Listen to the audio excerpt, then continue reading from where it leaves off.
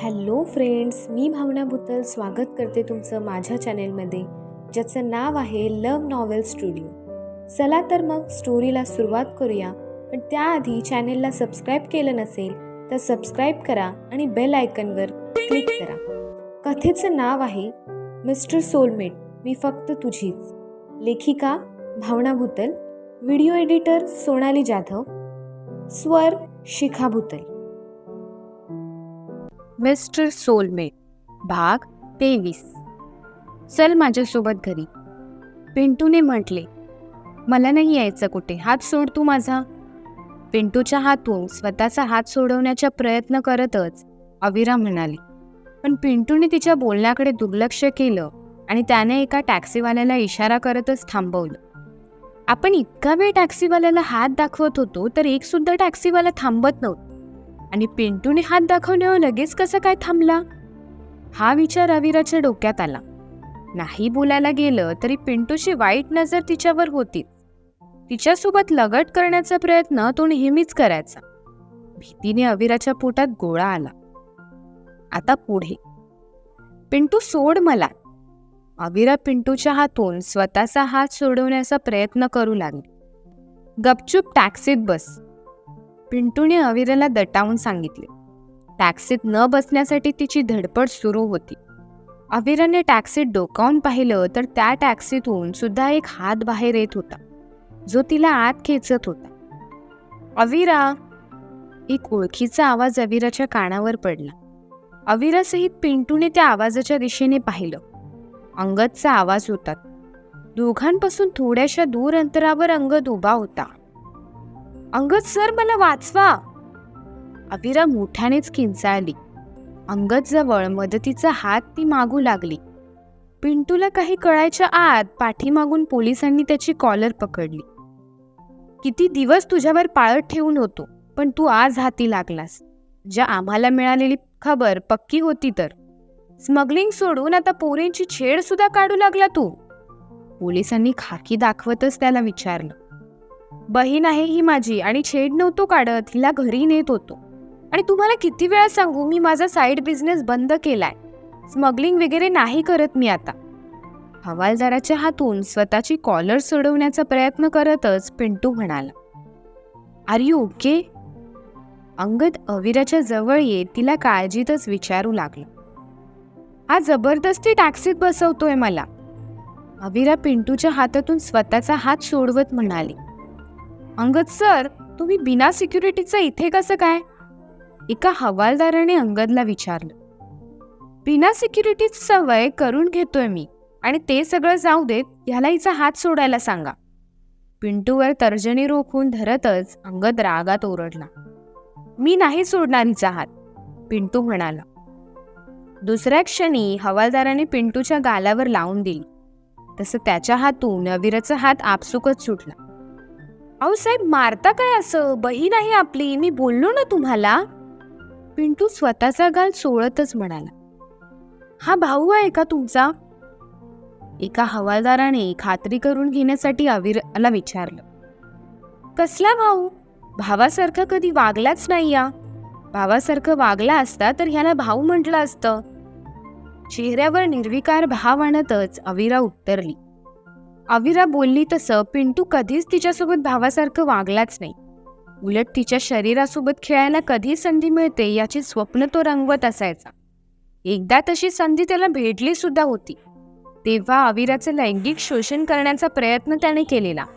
पण अविराचा आरडाओरडा ऐकून वेळेतच शेजारी जमा झाली, म्हणून ती त्याच्या तावडीतून वाचली. पण तिच्या मामीने आपल्या मुलाची बदनामी करते म्हणून तिला हवं तसं बदडवलं होतं. आणि तेवढं करून तिचं पोट भरलं नाही म्हणून 2 दिवस अविराला उपाशीत सुद्धा ठेवलं होतं. अविराच माझ्या मुलाला भुरळ पाडते आणि नको ते करायला लावते, अशी अफवा सुद्धा तिने तिच्याबद्दल शेजाऱ्यांमध्ये पसरवली होती. अविराला ते सगळं अचानकपणे आठवलं. त्यामुळे तिचे डोळे लगेचच पाण्याने भरले. भावासारखा वागला नाही म्हणजे हा तुमचा भाऊच आहे ना? हवालदाराने पुन्हा प्रश्न केला. नाही, हा माझा भाऊ नाही. ह्यावेळेस अविरा निर्धास्तपणे उत्तरली. पिंटू डोळे मोठे करतच तिच्याकडे पाहू लागला. काय रे, ही तर बोलते की तुझी बहीण नाही, याला टाका रे गाडीत. हवालदार म्हणाला, अहो साहेब, ती लहानपणी डोक्यावर पडलीये, त्यामुळे ती सगळं विसरत असते. 1 मिनिट थांबा, मी तिला आत्ता आठवण करून देतो. ए अविरा, काय बोलते तू? मी पिंटू, आपण एकाच घरी राहायचो. पिंटू स्वतःची ओळख करून देत म्हणाला. अविरा, तू ह्याला ओळखते? अंगदने विचारलं. खरं तर अंगदला सुद्धा माहिती होतं की अविरा पिंटूला ओळखते. अंगदला पिंटू आणि अविरामध्ये असणारं नातं सुद्धा माहिती होतं. पण आपण पिंटूला ओळखतच नाही असे भाव अंगदने चेहऱ्यावर आणले होते. पोलिसांना सुद्धा अंगदनेच बोलावून घेतलं होतं. कदाचित पिंटू अविरासोबत काय करणार हे त्याला माहिती होतं. म्हणूनच मीटिंग बाजूला ठेवून तो तिथे आला होता. आत्तापर्यंत पिंटूने दिलेल्या त्रासाचा बदला घेण्याची वेळ आली आहे असा विचार अविरा करत होती. तिला पिंटूची इतकी किळस वाटू लागली होती की तिने नाही म्हणून मान डोलावली. यासाठी तिला वेळ सुद्धा लागला नाही. अविरा! पिंटू डोळे फाडतच अविराकडे पाहू लागला. ह्याला घेऊन जा इथून. याचं काय करायचं हे मी नंतर सांगतो तुम्हाला. अंगद कोड्यातच म्हणाला.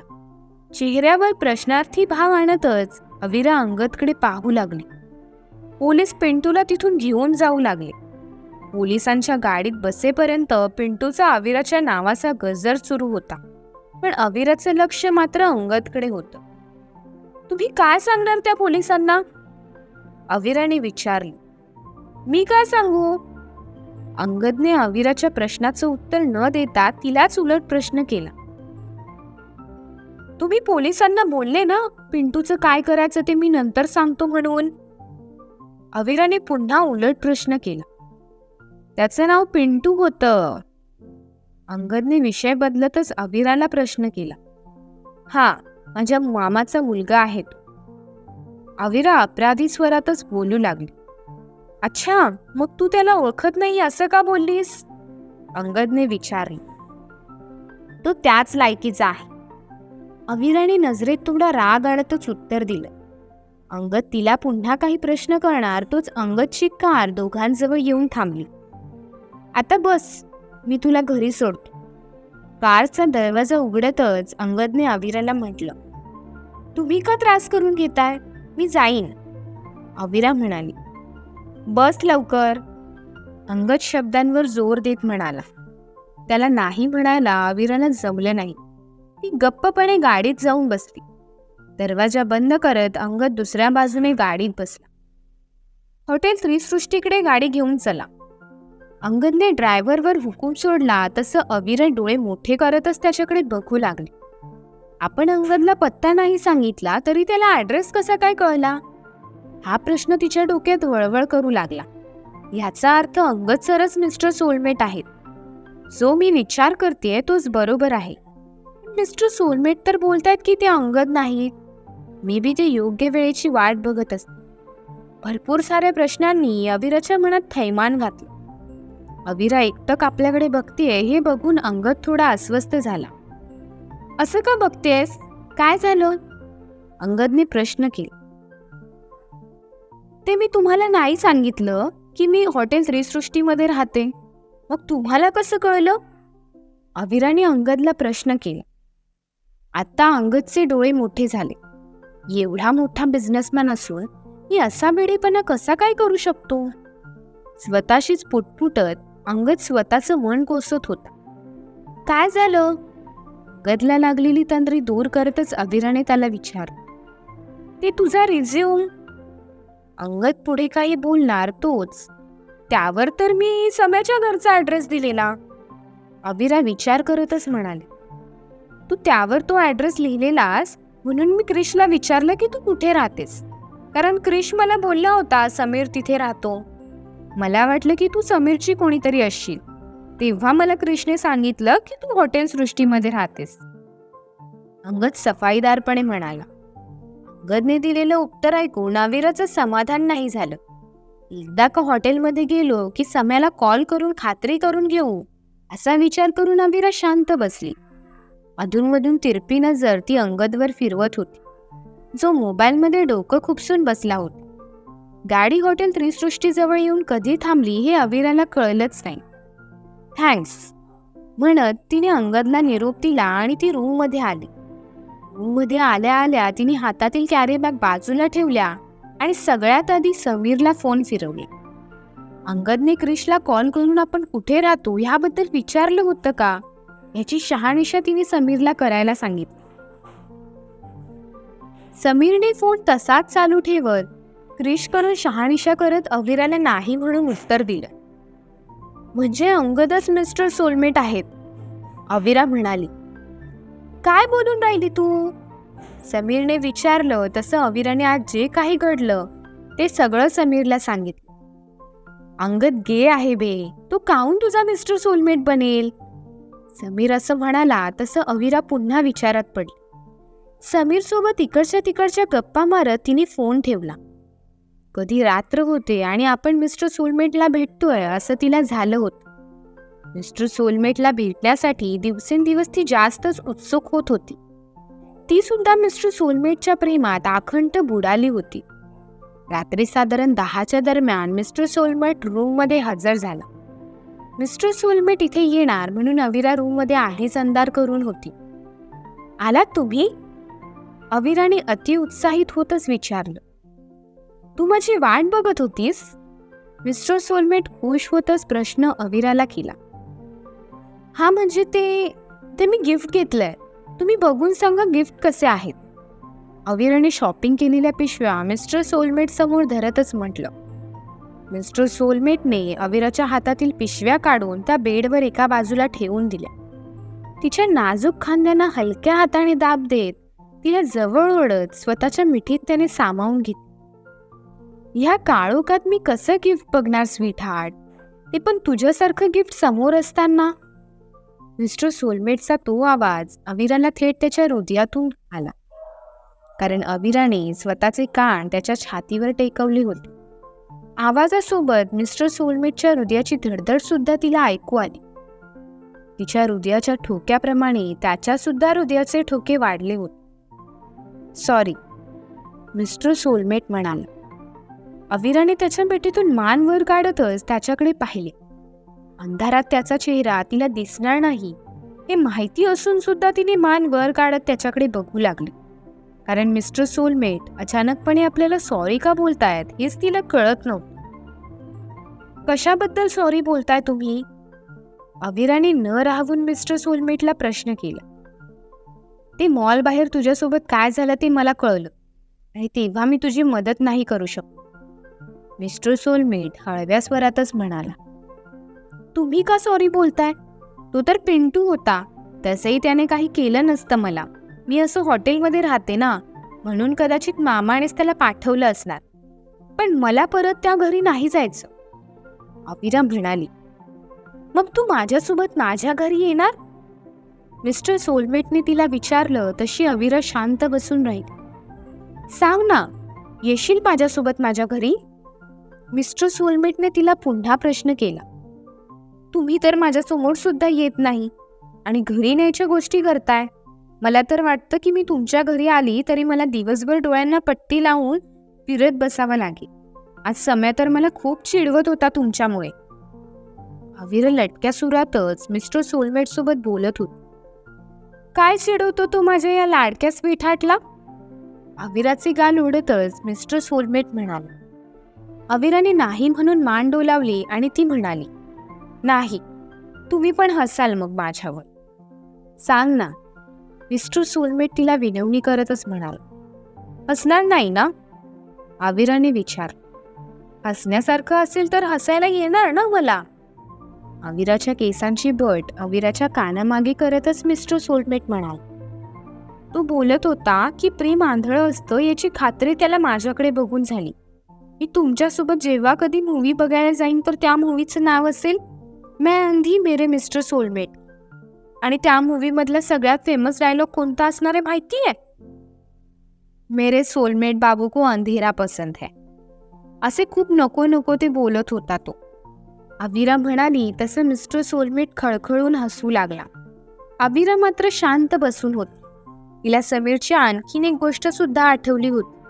ती त्या गोष्टीचाच विचार करत होती. समीर जोक छान करतो. मिस्टर सोलमेट समीरची स्तुती करतच म्हणाले. अविरा हुंकारली. तिच्या आवाजात आता थोडीशी नाराजी होती. काय झालं? मिस्टर सोलमेटने तिला जवळ घेत विचारले. ते सम्या बोलला की तुम्ही. अविरा बोलता बोलता मध्येच थांबली. तुम्ही काय? मिस्टर सोलमेटने विचारलं. काही नाही. म्हणजे मलाच अजून काही खात्री नाही ना तुम्ही कोण आहात ते. मग उगाच का मी काहीही बोलू? अविरा कोड्यातच म्हणाली. काय बोलायचंय तुला? मिस्टर सोलमेटने शब्दांवर जोर देतच तिला प्रश्न केला. ते तुम्ही गे आहे. अविराने घाबरतच मिस्टर सोलमेटला म्हटलं. क्षणभरासाठी मिस्टर सोलमेट गोंधळून गेला. अचानकपणे अविरा असं का बोलतेय हेच त्याला कळलं नाही. पण नंतर तिच्या बोलण्यावर तो फिदी हसू लागला. खरं आहे का ते? अविराने मिस्टर सोलमेटच्या चेहऱ्यावरून हात फिरवतच विचारले. मिस्टर सोलमेटने स्वतःचे दोन्ही हात तिच्या कमरेभोवताली ठेवत तिला जवळ ओढले. अविराचे स्तन थेट त्याच्या छातीवर येऊन आदळले. मिस्टर सोलमेटने स्वतःचे ओठ थेट तिच्या ओठांजवळ आणतच तिला प्रश्न केला. कोणत्या अँगलने तुला गे वाटतो ते सांग. ते सम्या बोलला की. अविरा पुढे काही बोलणार पण मिस्टर सोलमेटचे ओठ अगदीच तुझ्या ओठांना चिकटून होते. त्यामुळे तिला पुढे काही बोलताच येत नव्हतं. काय बोलला तो? असं म्हणत मिस्टर सोलमेटने अविराच्या ओठांना हलकेच चावले. त्याच्या दातातून ती स्वतःचा ओठ सोडवू लागली. मिस्टर सोलमेटने सुद्धा तो सहजच सोडून दिला. कारण त्याला सुद्धा समीरने तिला काय सांगितलंय ते ऐकायचं होतं. समीर बोलत होता की दीक्षा मलिक सारख्या अप्सरेला कोणी नाकारू नाही शकत. मग तुम्ही तिला नाकारलं म्हणून सगळं जग तुम्हाला गे समजतंय. अविरा एका दमात म्हणाली. कारण मिस्टर सोलमेटचं तिच्या मानेभोवताली फिरणारे ओठ तिच्या तोंडातून शब्दच फुटू देत नव्हते. मी गे नाही याचा पुरावा मी तुला आधी दिलाय, पण आज मी वेगळ्याच अंदाजात देईल. मिस्टर सोलमेट कोड्यातच म्हणाला. अविराला त्याच्या बोलण्याचा अर्थच कळला नाही. ती त्याच्या शब्दाचा अर्थच लावत राहिली आणि तोच तिला मिस्टर सोलमेटने उचलून घेत बेडवर झोपवलं. अंगावरील शर्ट बाजूला करत तो अविरावर स्वार झाला आणि तिच्या संपूर्ण शरीरावर चुंबन घेत तिला तो उत्तेजित करू लागला. अविरा आता सुस्कारा सोडू लागली. रात्रभर हॉटेल त्रिसृष्टीतील रूम नंबर 611 मध्ये दोघांचेही मादक स्वर गुंजत होते. सकाळी 7च्या दरम्यान अविरा डोळे चोळतच उठली. नेहमीप्रमाणे मिस्टर सोलमेट तिथून निघून गेला होता. संपूर्ण रात्र मिस्टर सोलमेट सोबत रंगीन केल्यामुळे अंग खूप जड वाटू लागलं होतं तिला. अजून 15 मिनिटं तरी आपण झोपावं असं वाटू लागलं होतं. पण तोच शिवांशचा चेहरा तिच्या नजरेसमोर झळकला. उरली सुरली सगळी झोप तिची उडाली. ती अंगावरून चादर बाजूला करणार तोच तिला स्वतःचा हात थोडा जड वाटू लागला. मनगट हातासमोर धरत ती स्तब्धपणे त्याच्यावरील कडा बघू लागली. पिळदार पण गोलाकार असा कडा होता. त्या कड्यावर असलेलं हार्ट शेपचं पेंडन होतं, ज्यावर डायमंडने ए अल्फाबेट कोरलं होतं. पण त्याच ए अल्फाबेटला जोडून अजून एक अक्षर होतं, व्ही की वाय. अविरा नजर बारीक करत ते अक्षर कोणतं असेल याचा विचार करू लागली. नंतर बघते. आता बघत बसली तर उशीर होईल. मग पुन्हा शेफ शिवांशचा ओरडा. स्वतःशीच पुटपुटत तिने तयारी केली आणि वेळेआधीच कामावर आली. आज सगळ्यात आधी अविरा किचनमध्ये हजर होती आणि आल्याच नेहमीच्या कामाला ती लागली. काल अंगद सोबत तू कुठे गेलेलीस?